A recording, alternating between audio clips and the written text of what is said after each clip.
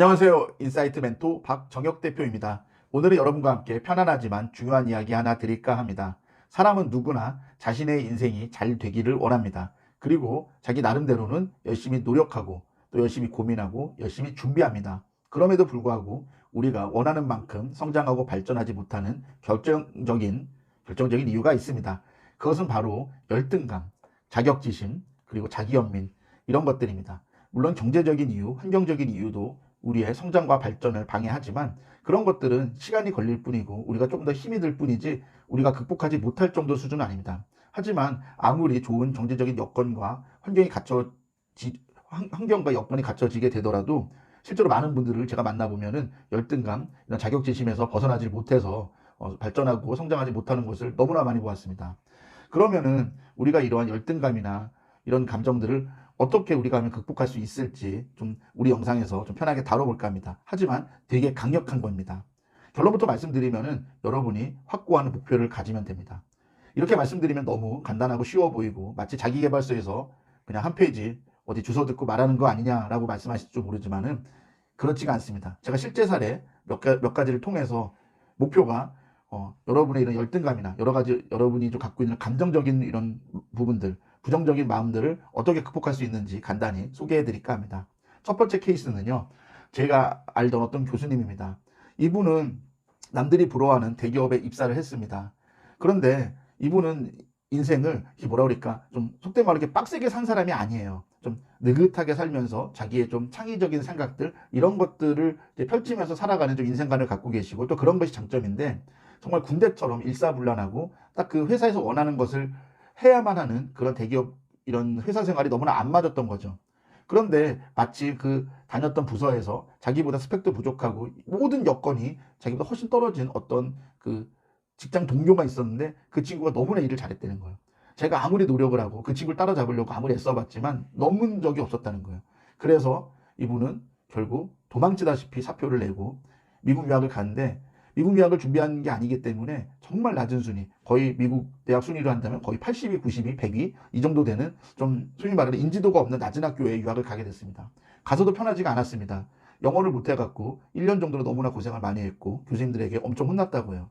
그런데 자기가 목표가 생겼다고 해요. 아, 내가 이렇게까지 떠밀려서 왔는데 이게 유학 실패하면 안 되겠다 싶어갖고 박사학위까지 받고 싶다는 목표가 생겼고 그 뒤부터는 성적도 잘 받게 되었고 교수님들에게도 인정을 받아서 자신이 생각하지 못한 아주 탑스쿨 중에 한 곳을 교수님이 추천을 해줘갖고 입학을 하게 됩니다. 그리고 귀국 후에 교수 자리도 쉽게 얻을 수 있었고 교수로서도 상당히 활약을 하고 얼마 전에 정년퇴직을 하신 걸 보았습니다.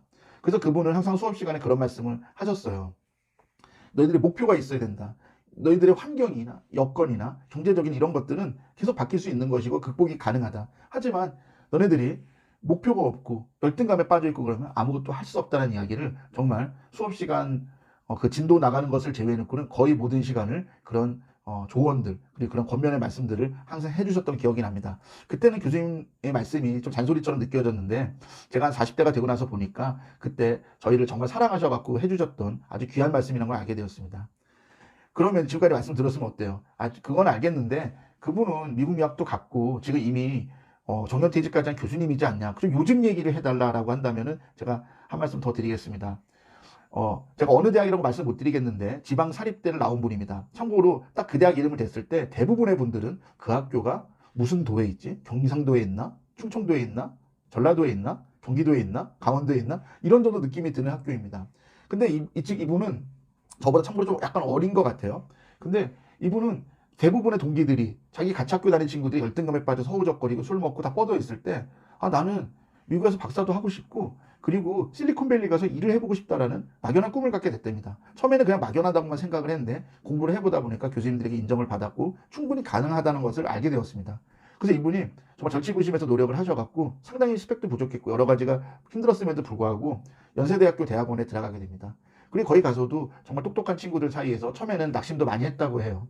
근데 그것을 다 이겨내고 결국 미국의 명문대 중에 한 곳에 박사학위도 가고 그리고 꿈에 그리던 실리콘밸리까지 갈 수 있었고 지금은 작년에 창업을 해갖고 유수의 자동차 회사, 유수의 이런 IT 기업들이 그 스타트업에 그분이 대표로 있는 스타트업에서 그 기술들을 독점으로 사용할 정도로 아주 성공한 스타트업의 대표이자 공학 박사로 성공을 하셨습니다.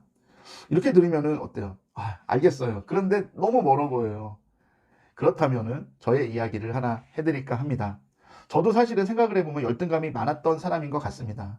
그런데 지금 생각을 해보면 그게 정말 쓸데 없었던 일인 것 같아요. 저 같은 경우도 원하는 대학에 가지를 못했어요. 학부를. 그래서 정말 절치부심해서 노력을 해서 반수도 해보고 했는데 안 되더라고요.